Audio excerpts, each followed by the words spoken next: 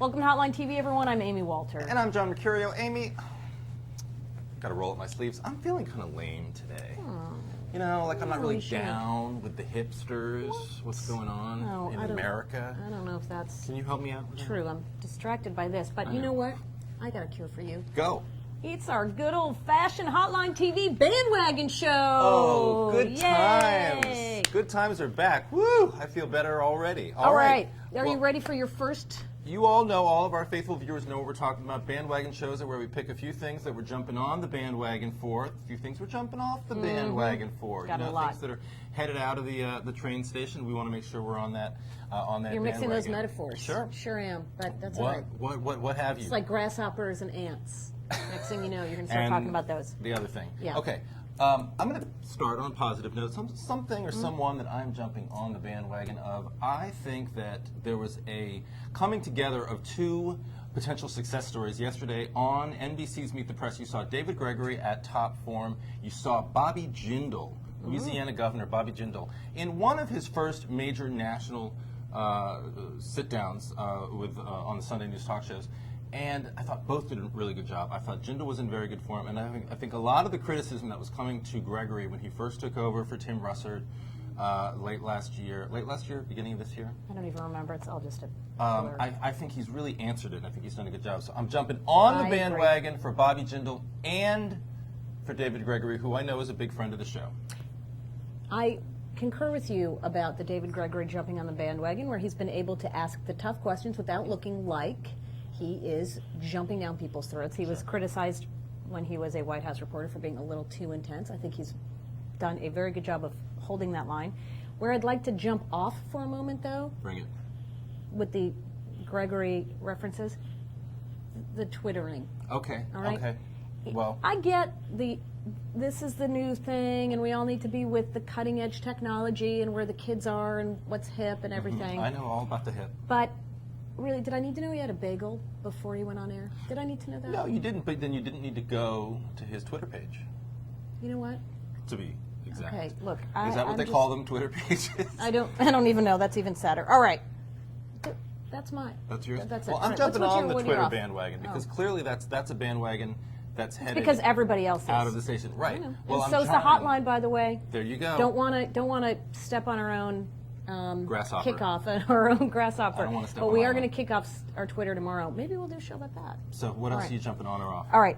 For 2012, you said you were jumping on the Bobby Jindal. I certainly am. Okay. I'm jumping on Governor Huntsman from Utah. You say, what? I say, Obscure? Who? Obscure South Utah Carolina. governor? Yes. Here's what's interesting about him. A Utah governor who has an 80% approval rating, even as he supports civil unions for gay couples, Utah, and is taking the stimulus money and criticizing Republicans who aren't. Get right out of town. From Utah? No. I think that's very interesting. I find him fascinating. Off Charlie Crist, for as well as Bobby Jindal did yesterday on Meet the Press, Charlie Crist, Right.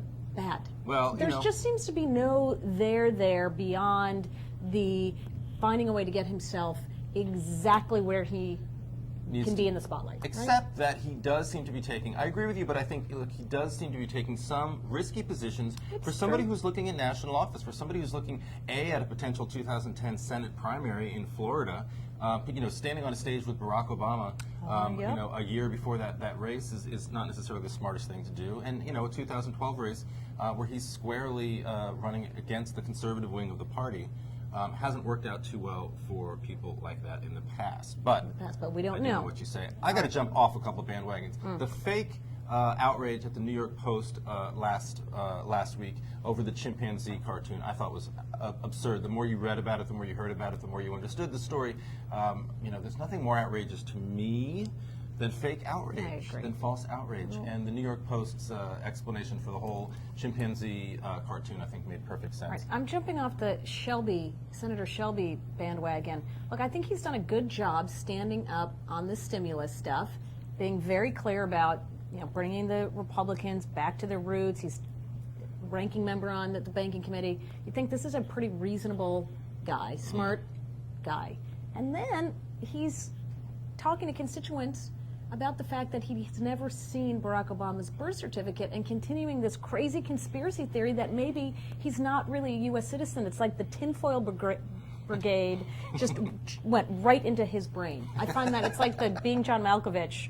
Somebody went in there and like opened it up and went in. I don't get it. Interesting. And my final, jumping off the bandwagon. Look, this is shocking for me and personally very disappointing. I expected to be on the Jim Bunning bandwagon. I expected to be driving that bandwagon straight up until his 2010 landslide re-election. But Jim Bunning, speaking in Kentucky this weekend, saying, deciding Dr. basically that Dr. Bunning deciding that Supreme Court Justice Ruth Bader Ginsburg pretty much has got about 9 months to live, and that's about it. And then when she's gone, there will be a conservative replacement to her on the Supreme Court, nominated by a Democratic Obama. president and confirmed by a Democratic Senate. Is just something I find odd, and so I'm jumping off. All right, well. But wow, I feel so much better. Amy I'm Walter. so That's a good glad. idea. That's always a good way to start a Monday. I feel a lot better too. Good. I hope you guys feel a lot better too. Thanks for watching us. See you next time on Hotline TV.